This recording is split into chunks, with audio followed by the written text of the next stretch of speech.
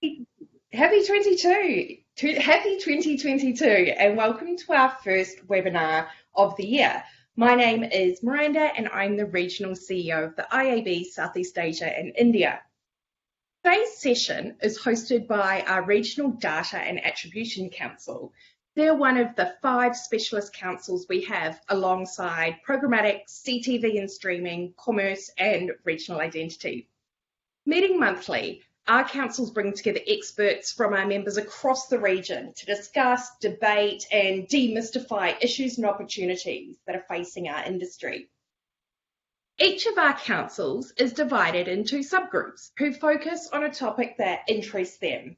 And today's webinar is brought to you by the Multi-Touch Attribution subgroup, whose members are regional leaders Tara Crosby from Twitch, June Ching from Oracle, Rupesh Kumar from Kara, and the subgroup team leader, Catherine Candano from Google, with the support of our regional board member, Vid Srivatsan from the Coca-Cola Company.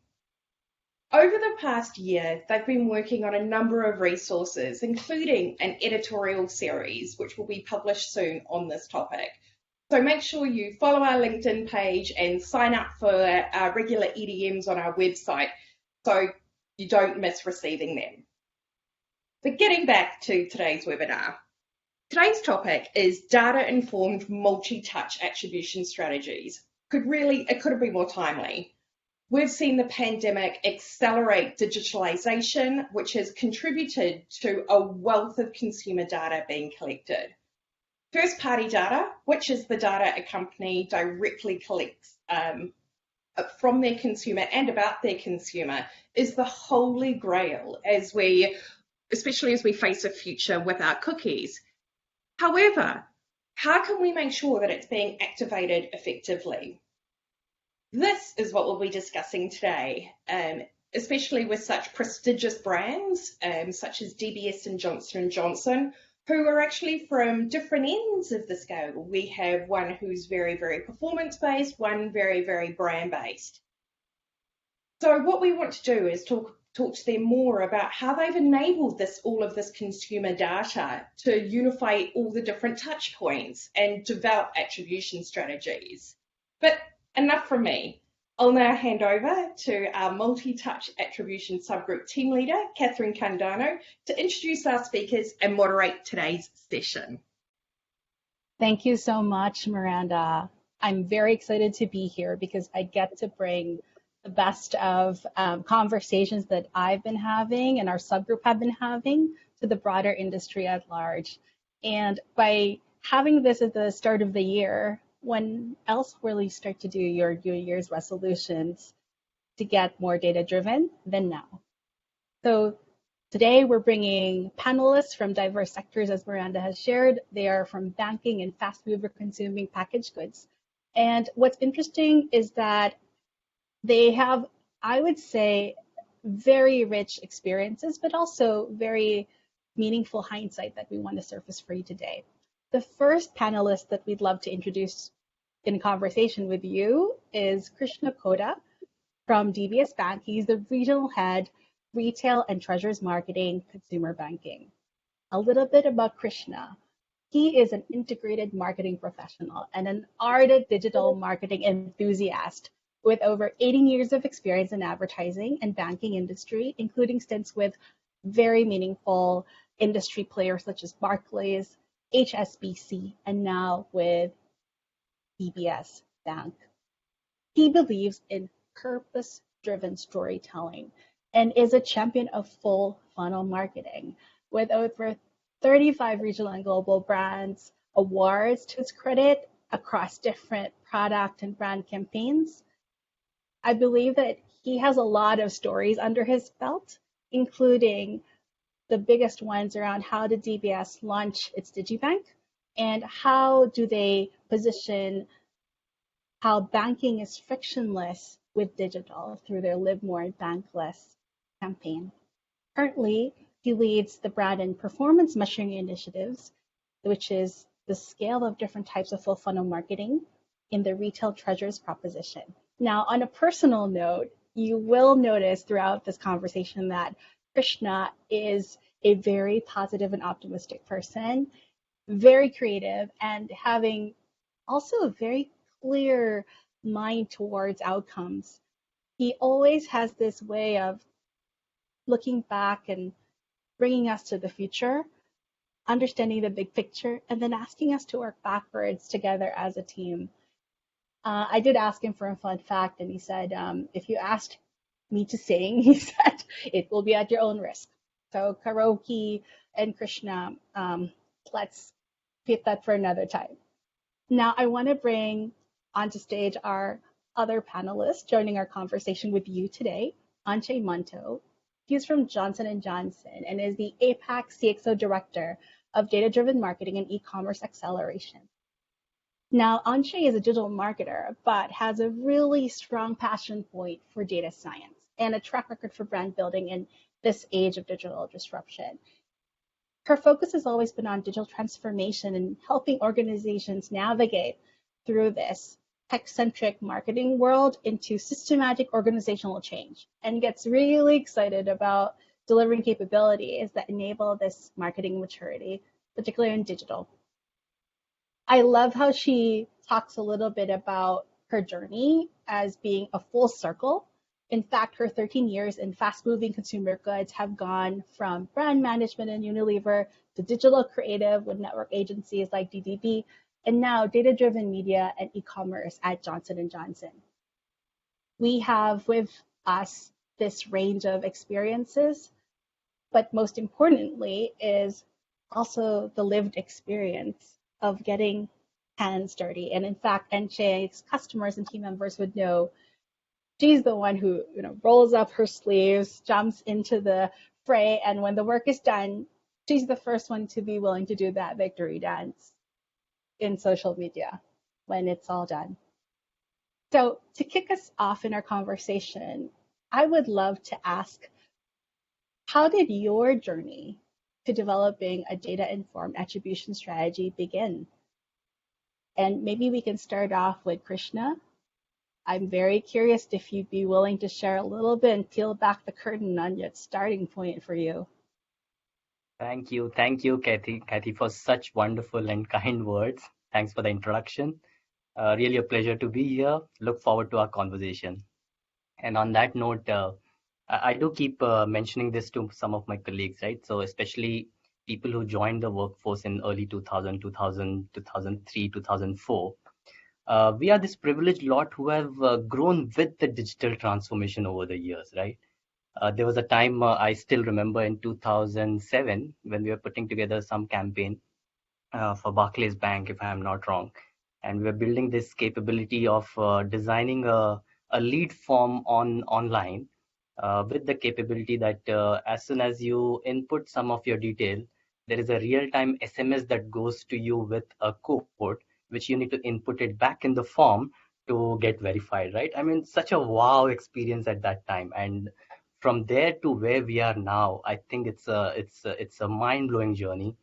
Some of the capabilities, some of the transformations, some of the advancement on the tech space, essentially allowing marketeers with multiple new tools to engage meaningfully with the clients, and at the end of the day, impacting positively on the business front. So very fortunate to be in this profession, to be in this time frame. Immense amount of learning, and especially from my point of view, from our point of view, and the generation which has grown through this journey. Most of us are in middle management now, and we have this added responsibility of bridging the gap between the digital natives who are slightly way ahead in terms of their thinking on exposing some of the tools and techniques to our seniors who needs to understand things in a much more simplified and easy to consume a language, right?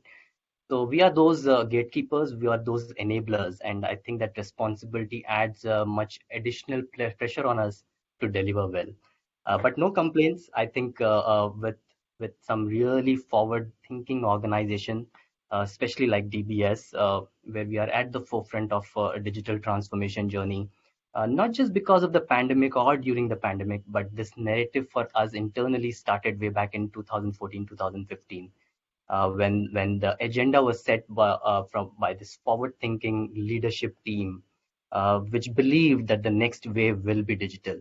And even otherwise, if you see from a sector point of view, I think banking as a space has been more digital friendly in terms of its adoption on multiple fronts, right? So an exciting journey, full of potential. Every day is a new learning day, and therefore every day what you learned yesterday becomes obsolete today, becomes relevant tomorrow, right? So it's exciting times, but look forward to some of more specific use cases that we may possibly discuss over the course of this call, and really looking forward to sharing from Enshe as well as she belongs to a completely different sector. I mean, I've been a banking veteran right throughout my journey of 15, 16 years, right? But really fascinating and really keen to know what her thoughts are, how is it being looked at from her lens, and look forward to it. Yeah, no, I think you touched upon, so thank you guys for having me. I think you touched upon sort of the anxieties that we're all feeling as business leaders at this point, because there's definitely a time of great flux. I think that if I could add where the reassurance lies, I think the reassurance lies in the fact in two things. Number one is that everybody's journey with data-driven attribution will start with a single step. And wherever you are in your journey at this point, remember, just think about the next step, because it does add up. I think in my experience, I've seen that sometimes as time goes by, a single A/B test will ultimately lead you to a point where you're able to build a custom attribution model. It's really, really down to that incrementality. So number one is to think about what can I do today that would allow me to not just meet my short-term business goals, but also take that one singular step that I could towards building a better data set for my brand or my business that I could potentially utilize in the future. As long as you're thinking about that one next incremental that helps you meet your short-term business goal as well as your long-term data goal, you're on the right track. So I think that's number one. The second thing is, and which is also what I always reassure myself as well as my team and a lot of my more commercial stakeholders who, as Krishna rightly pointed out, all of them are on a different path in terms of their learning journey. The conventional business frameworks, the understanding that we have in terms of project management, in terms of how to get our longer term incremental goals met, those conventional business frameworks do still apply, right? I always say this, like, for example, if I talk about live streaming is just, QVC and the live shopping that used to happen at 3 a.m. on TV, but now happening on your mobile phone. So a lot of those things that seem very daunting and very different in our environment are actually just rehashes of something that has existed before, but now in a digital way. And the fundamental difference is that in earlier, it was a static sort of activity that didn't generate data, but now it does. So data is the linchpin. That's actually the key difference. So as long as you're keeping your eye on that prize and working towards that, I think that's been my biggest learning on my journey, that you need to keep front and center as you go. I'm hearing two themes that are emerging from your stories about your journeys, respectively. One is you and your relationship with your leadership. I know Krishna said, there's a top-down thrust towards digitizing the bank and DBS. And Enshe talked a little bit about those experimentation pockets and how those are really important to cultivate from the ground up. And second I heard is the tools and the data, that's different too. That there's more tools now, there's more data now, and that is reassuring. I'd love to just understand a little bit more about those dynamics, because one is a people thing, right? Organizational thing. And the other one are the implements or the capabilities and the raw data itself. How does that, if you do people plus tools or data equals, how does that become attribution and data-driven data-informed attribution? That's for Enshe, or is that for me? Both of you. Krishna, No, go first. let me give it an attempt. So So Kathy, and Enshe, right? We all agree that any intervention on the front of data or tech part is a commitment. Is a commitment not just from a people's end, but also cost commitment, right? And we are all running profitable businesses at the end of the day. Therefore, it becomes imperative that whatever narrative that we wish to build, whatever capabilities that we wish to build, has an alignment across the organization. And all of them are key stakeholders, right? In the absence of any one key stakeholder not being aligned with the larger thought process, you're setting yourself up for failure. So let me give you an example. For instance, right? It all boils down to the commitment that we foresee, like Enshe also mentioned, right? What is the end outcome that you wish to build for? It's not just the solving for the immediate next steps or immediate small problems that may come up around, right? And therefore, it's very important that at the start, the whole organization puts together this blueprint, aligns this blueprint in terms of the longer term objectives and the goals and the outcomes that one wishes for, and then the entire organization commits to it. The commitment is from people, resources, cost, budgets, and then you start building on that journey. And in the process, also have this interim wins, right? So for us at DBS, the data journey essentially, we being from a regulatory space, there is all the more high scrutiny, multiple layers of privacy that we need to take care of. From DBS standpoint, we build the system in-house, right? And we build the system in-house to make it so agile that it's all can be connected with an external ecosystem as well. So in 2017, 2016, 2017, we committed to this platform called ADA, right? Advancing DBS with Artificial Intelligence. Now that exercise was started from a scratch, but we built keeping in mind the end goal in mind, the larger picture in mind, the role and relevance of data, the capabilities to have clean data, the capabilities to capture multiple details of a data, what we call as metadata. What are the tools? What is the context in which we are operating? How agile and flexible can this platform be made? Now, all this discussion, it's not just one team who's doing it, but we need to rally across the organization, get every key stakeholder onboarded, and then build for the system. Because at the end of the day, whatever investment has gone into it, you need to show value out of it. And that showcase of value is not just rest with one department. It's the entire team that comes together. So from an attribution modeling standpoint, I mean, the starting point is, of course, capturing data and how well are you capturing data?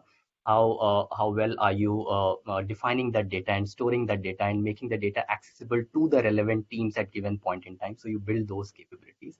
And then you add on these additional modules of attribution. So attribution also, one size doesn't fit all, right? And there are so many attribution models floating around. Even there, from my point of view, there are different attribution modeling that you may want to explore and educate people around you based on the product that you're pitching for, right? And maybe I'll touch upon some of the use cases that we rolled out from some of the brand campaigns and what kind of attribution modelings work there, to some of the performance campaigns and maybe the first trick or the last trick, to put it very simply, that works there, right? So as I said, the mindset and the behavior needs to be agile. You need to think the bigger picture, and then you need to build a system that rallies everybody around. It's not just you who's doing it, but it's the entire village that needs to come together to put this entire thing together. I'll actually add on to that, and I think one very important point that you touched upon is that you have to be very deliberate about setting your data goals in context of your business goal. So I'll give you a very clear example, right? I'll take one use case that we're working on, which is our baby business. And let's take a market like India, which is huge for us. I think we've had a lot of success with that because right at the beginning of our 3-year journey now with that business, we were very clear about the business problem that we were trying to solve. And that was, for example, in the baby businesses context, it was about the fact that the brand had some headwinds from a PR perspective. And what was a very critical data goal that for us was to be able to identify that for new moms who are entering the category and assessing what brand to use, where spectrum of being quite convinced on our brand and being as the brand for them, versus being quite skeptical about our brand. So it was really a matter of creating a data signal strategy that helped us identify placement on that sentiment scale, so to speak. And now that sounds like, oh my God, are you really able to do that? How do you do it? But if you set yourself that sort of very clear target, this is what I want to understand. Where does a typical consumer sit on this scale? You can then work backwards to create a data strategy and think about, okay, if somebody is looking at this website article on my website, this means they're probably a bit skeptical. If they're here, it means they're probably loyal. It ends up becoming almost like a binary drill down system, which ultimately leads to a very comprehensive data strategy, even for a traditional FMCG brand like ours that's not really selling direct to the consumer. Now, what is very critical then is that as you create this data strategy or this data signal, system, you commit to this for a bit of a time frame. You continue to activate your campaigns, your media dollars against this strategy, and keep taking those dynamic learnings, as Krishna mentioned, around agility. Keep taking those dynamic learnings back into your system and continue to make that data set more and more robust. And you will see that as those incremental steps add up in the 3, 6, 9-month time frame, now you have enough of a robust data set that you can carry out comprehensive attribution to be able to understand, okay, where do I now need to spend my next media dollar to get a consumer on the sentiment scale from a skeptic to a loyalist. So that's just one example of how you had to take a larger business context, a larger business and brand growth goal, and translate it back into a data strategy. Very nice example, Enshe. Actually, that brings me to my the example that I would like to share with the team here. Essentially, from a marketing lens, right? Of course, conversions at the end of the day is at the core of everything that you do, right? And performance marketing, with its relevant, timely nudges, does that conversion for us. But when you look at a broader lens, from a marketing lens, you also have this responsibility to get the triggers going as well. What I typically call is you just need to broaden the funnel as well, get new people into that funnel too, right? And that's where this content marketing has started playing a key role over the years, right? From a DBS point of view, we have committed to a campaign, a content marketing initiative, which we run under Sparks, the mini series. So essentially, it's a 9 to 10 minute video, which tells the story of how DBS works with individuals, businesses, and communities, and impacts a positive change. Now, if you see the construct of the storytelling there is no overt selling of a particular product or a service. So it's just about forming perceptions and impressions about brand DBS. And that's the top of the funnel engagement that we do. A highly successful series. Last 5 years, we have rolled out 2 seasons, some 19 episodes till now. We report some 400 million plus view, 30 million engagements. And in a boardroom discussion, in one such discussion, our CEO put this challenge saying, these are all great metrics to own, right? These are all good engagement metrics to own. At the end of the day, the brand campaign has to shape perception. But is there any way in which you can also measure the impact on business? What are these metrics translating to from a business standpoint? Is there any way? That was the challenge, right? And it's a very unique challenge that every brand marketeer face. Every brand communication that communicate the philosophy and is low on product or a service push, ultimately the business wants to know what's the impact, or is it just a good to do thing, right? So that's what prompted putting together this highly rules-based attribution modeling to measure the impact of Sparks, content communication asset, to measure the impact of Sparks on business leads. While the engagement metrics were good, is it having any impact on business leads or not? And that's where the rules-based attribution, wherein we said, let's track the journey of viewers who watch Sparks and maybe within 3 weeks come to our public website and submit a lead or not. And very broadly, we say that Sparks played a role in triggering that decision making for that particular audience, right? So that's one level of rules-based attribution that we can look at. Now that's at one level. So do we just stop at that? Because once we activated this, we found that in excess of 12% of the leads on public website were having this touch point with the Sparks as as an asset. So that gave us some confidence, saying this campaign is working. That's where the attribution plays a role in bringing your voice to substantiate the business impact at one level. Then we up the game a bit, right? So what we do that is, and at the heart of all the digital push that we do is essentially retargeting and building lookalikes and getting more out of by expanding those audience bases, right? So what we see is then we pick up the audience pool who were submitting some inquiries on the website. We build a lookalike for that audiences, and then we retarget in the external platforms. What we see is all our matrices on some of the views and engagement instantly went up by close to 30%. So that's my ability to sharply identify audiences that may better relate to my content. So that's another level that we cross from there, right? And the third and final is, let's look at the historically how profitable these customers are. Are they better, or are they as good as a customer which I onboarded using a promotion, let's say? Now, what the observation over a slightly long-term point of view we have noticed in the systems is that people who react more to your brand messages and buy into your larger philosophy as to what you stand for eventually become a more profitable customer. So you look at the attribution across stages, right? There's no so it's really up to you how imaginative you can be and how much do you want to push the envelope to get more out of the spend that you're doing on digital. So those are some of the capabilities that's really exciting.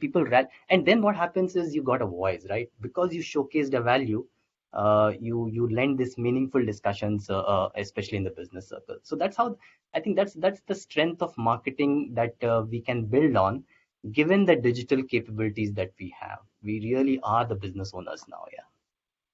I'm getting major data envy from you, Krishna, because if only we could do all of this in FMCG. We're traditionally not a very data-rich sector. I'm getting major data envy. But I think that, the one point that I would pick up on and really reiterate is that, attribution is a very critical unlock of helping you really harness your performance-centric mindset within digital marketing. I think that's the critical piece, right? Because attribution is not just an analysis. As brand managers, as marketers, we see a lot of analysis on our daily jobs. We don't always know, okay, how relevant is this? How do I apply it? And all of those things. I think one very critical piece about, choosing to take on an attribution strategy is to be very clear that it's not just going to be an analysis, but it's ultimately something that you have to be able to action. So whenever you're deciding to go ahead with an attribution strategy, you always have to take, as you said, the bigger picture in mind. How am I going to apply this? Am I data rich enough? Is my data set robust enough? Like, you have to connect it end to end, starting with what data do I have today?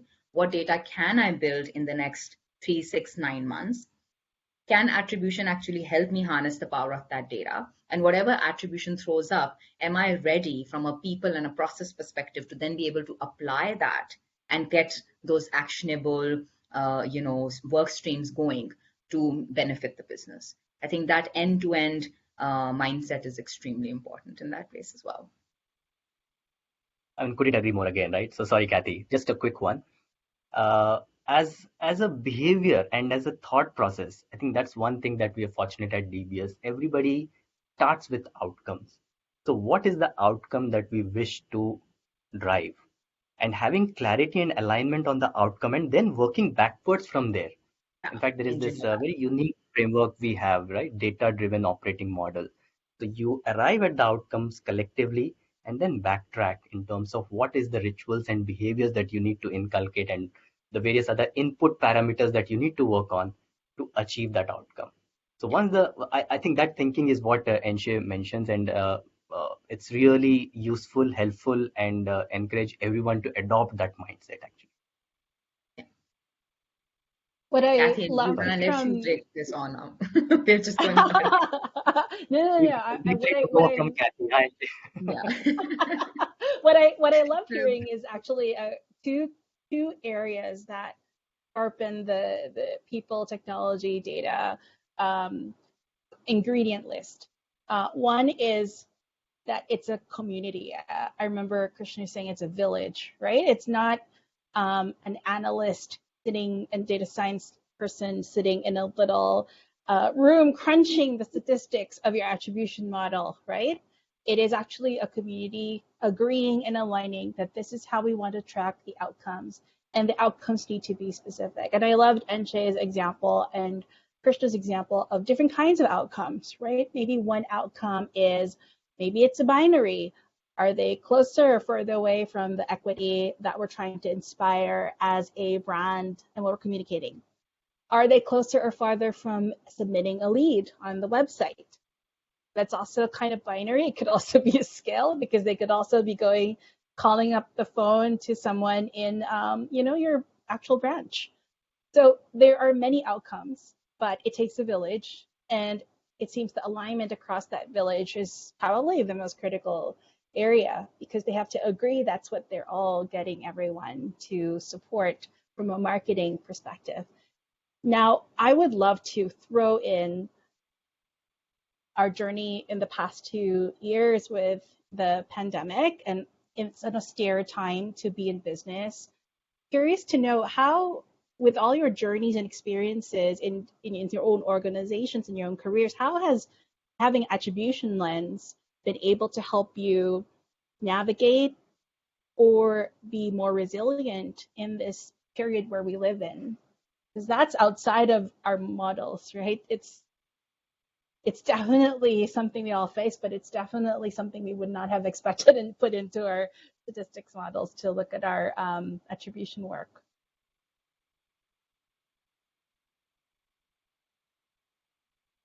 Go ahead, Krishna. Go first. Okay. No, so Kathy, I mean, to your question, pandemic was a tough period, right? And there was a lot of scrutiny on every spend that we used. You possibly would want to do, and especially when in a cost-cutting scenario, marketings are the soft targets that way, right? But the good thing about DBS, and this I speak from experience, is that our groundwork, even pre-pandemic, right, 2017, 2018, we did a lot of work around data, around putting systems and infrastructure in place, around the onboarding and analytics system in place, getting the entire teams aligned with that. So what happened is, before the pandemic hit us, there was a certain rigor and discipline. And thanks to that rigor and discipline, we were in a position to showcase some business value for whatever we were doing, right? Now, it's not that you spend $1 and get me a $1 back. It's not that rigid a framework that we follow, and thankfully we have that support from top. But essentially, for whatever you're doing, is there a scientific way to showcase value? Value can be in terms of business, perceptions, brand values, engagements, whole lot of outputs and outcomes that you wish to deliver, right? So when actually the pandemic hit, there were people trusting us to do more of what we were doing because we were delivering value. So in a way, I'm thankful that because of the forward thinking, and it always flows from the top, right? We have a management team that had this vision of this digital transformation. And of course, the pandemic accelerated this digital transformation for many of the players. But from my point of view, I have seen that that urgency to transform internally. Right from the time of 2015, 2016, where we were launching digital-only products, we were building systems from the scratch, we were transforming from internally rather than just doing some superficial stuff. So specifically to your question, I think the pandemic, because of the work that we were already doing on, during pandemic, there were people who were trusting us to do more out of it. So that was a very happy situation to be in, and the banks have done well. I mean, you look at our results, and from a business standpoint, we are one of the sectors who has not been adversely impacted. I mean, of course, that also is thanks largely to the largest support that the government's extended. But by and large, I think we handled it well. Yeah, With the preparation, basically, Yeah. that was true. there at the beginning. I hear you. Anshay, curious to I think, hear yeah, and I'm conscious of time, so I'm experience. going to keep it a bit short because I know we have some questions from the audience as well. I think our experience was almost at the opposite end of the spectrum in some ways, because while DBS is a case study in terms of their digital transformation journey, pretty much starting from 2012, if I'm not wrong, Krishna, like right back there. I remember I've read this whole case study of your CEO in 2012 taking some decisions and all, which is so super cool. But anyway, for CPG, the dynamics of the business model are such that it's hit us much later, and J&J is perhaps only 3 years into the journey that DBS would have almost 8-9 years into. So I think, therefore, the experience is quite different. One very critical change factor that I think has galvanized conversations in our sector and perhaps in a lot of sectors has really been the fact that the pandemic has fast forwarded e-commerce acceleration by about 5 years. So whatever we were thinking that we would need to do in 5 years, we kind of need to do as of yesterday. Right? What that has created is a little bit of initially a situation of anxiety for a lot of marketers and commercial leaders in terms of, okay, how do I do the right decision making? But it's also created a culture of experimentation, right? And I think that as transformation leaders, we need to be quite opportunistic in that sense, that where there is a little bit of anxiety, a little bit of will to experiment, you really go in very quickly with some small incremental steps that can be taken, which can build back to the larger goal of attribution. I'll give you one very small example for that I could share. For example, in terms of e-commerce acceleration in Korea, it's a very small market for us. But that team had a little bit of the angst. They wanted to experiment. We quickly put in, and this is so scrappy, we put in a data scientist. We defined a problem where we said, okay, we need to understand that what are the key search terms on Coupang, on search, that are helping us drive our lead SKUs, right? Very simple business question, very defined end to end. Tell me the search term for my lead SKUs. These are my 10 lead SKUs, right? And that data scientist just sits with the business, with the e-commerce leader, with the on-platform search agency, pulls the search metadata and does a bit of a clustering exercise, right? So now you've got a bit of a quadrant where you're like, okay, this is high performing, this is low performing, this is the recommendation on changing this to this, and so forth.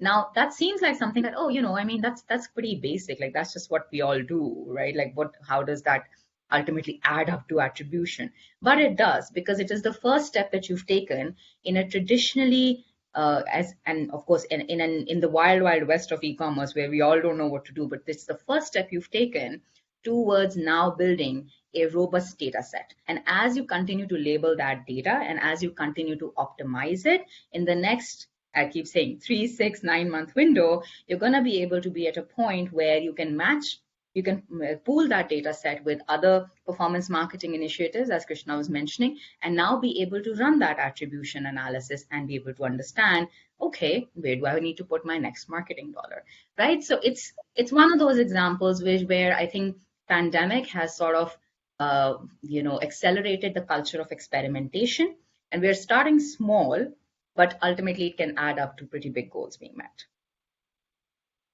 What's really exciting here is that we're hearing a lot about your journeys and how, in a way, the environment of the pandemic and the austerity has made people become a bit more creative and a little bit more curious about what data is available in your organization and how to use it.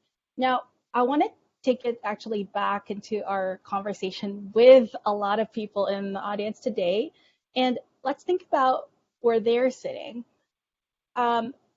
How would you advise, if you were in the audience and you're watching yourself talk about your experiences, do you have any hindsight or learnings that could either, one, contextualize how you got to the attribution model that you use today in your organization?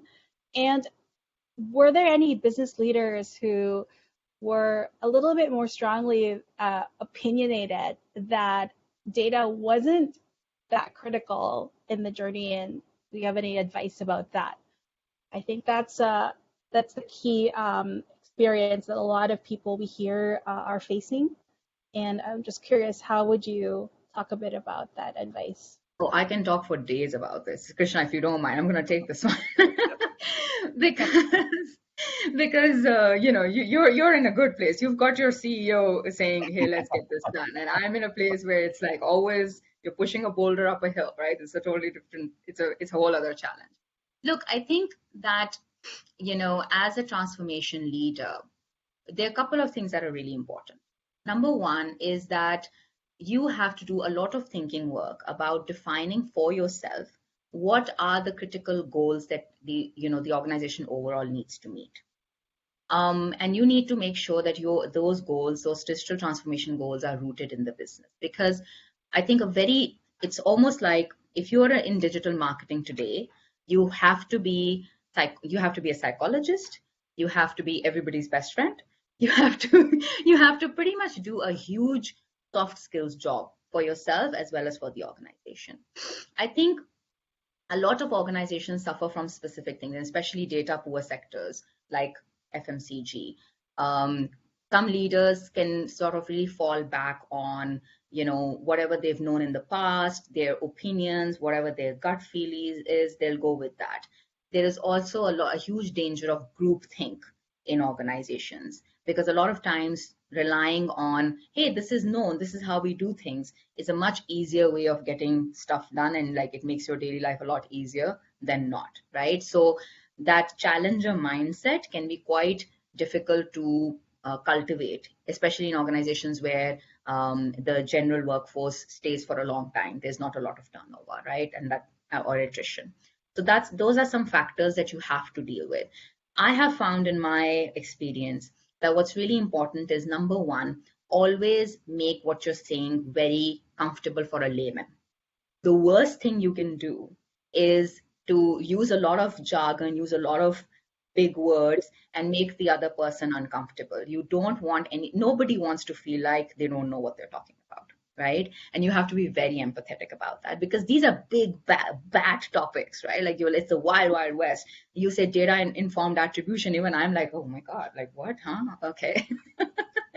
I also feel like I'm not sure, do I know what I'm talking about, right? Like that's true for people who are even making this their day job. So if somebody is not doing this as their day job, it's a really scary place to be. So be very empathetic towards that, laymanize it, talk to them about it in the context of the business, which is why I always talk about it as, hey, this is going to help you know where to put your next dollar. That's how they see, okay, this has value to me, so let's continue with the conversation. You almost have to unlock the conversation at every step with every comment as you go. That's number one. So laymanize it. Secondly, have more and more informal conversations. Don't always call a meeting and so forth. Have those conversations in the corridor. You'll end up over time understanding who has more appetite for it versus others. Then go to work on that person. Find that common business goal that you guys share. Put in a small experiment on that. As the incremental wins come, that person will become your biggest champion. They'll go and talk about your strategy. They'll get everybody else galvanized around you. So some of those very simple soft skill pieces are what really helps you build your larger transformation goals as you go. I don't know if this helps, Catherine. It's a topic I'm very passionate about, so I have digressed off into my own universe. No. It makes a lot of sense to bring it back to what are the realities of being the data-driven person in the room and using acronyms that people don't understand. And I think the empathy in this trying time where business is austere and we have to figure out how do we become business contributors rather than a cost center.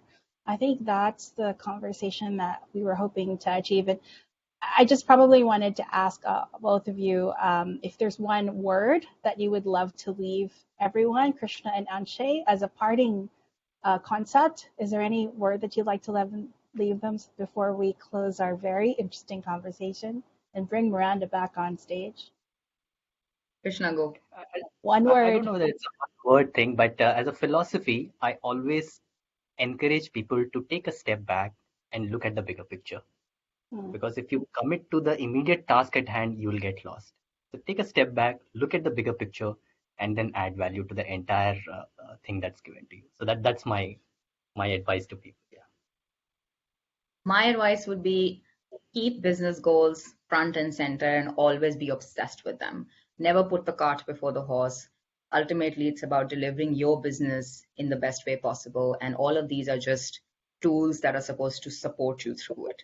So no solution is bigger than what you do. So ultimately, I sell a bottle of lotion, and that lotion bottle is what I gotta remember, so to speak. Thank you both. This is really a great adventure you took us on at the start of the year, and hopefully it informs some New Year's resolutions from those in the audience. And I'd love to bring Miranda back on stage to take us home. Thank you, everyone. Thank you so much, Catherine. And thank you so much, Krishna and Enshe, for participating today. What a frank and open conversation, and your optimism is inspiring. I have two key outcomes. Number one, always start with the outcomes. I really, really like that. And I love how you were also able to take it beyond just what can sometimes seem a little bit of the binary when it comes to attribution, and you related it to storytelling and sentiment, and all of the sort of the creative side of our business. And I also loved the point that Enshe made around use every opportunity to be an evangelist. Doesn't always have to be a meeting, doesn't always have to be a webinar, but sometimes what gets things over the line are those water cooler moments. Thank you again. That was an absolute pleasure. It went by far too quickly. We will be sharing the recording of this video. So please, once again, if you're not signed up to our database, you can do that on our website, also via our LinkedIn. Our councils for 2022 do open for submissions in Q1. If you would like to join and be a part of a subgroup, potentially even Catherine's subgroup, this will be your opportunity. So thank you, everybody, and have a wonderful rest of your day. Thank you so much. Pleasure. Thank you so Thanks. much, everyone.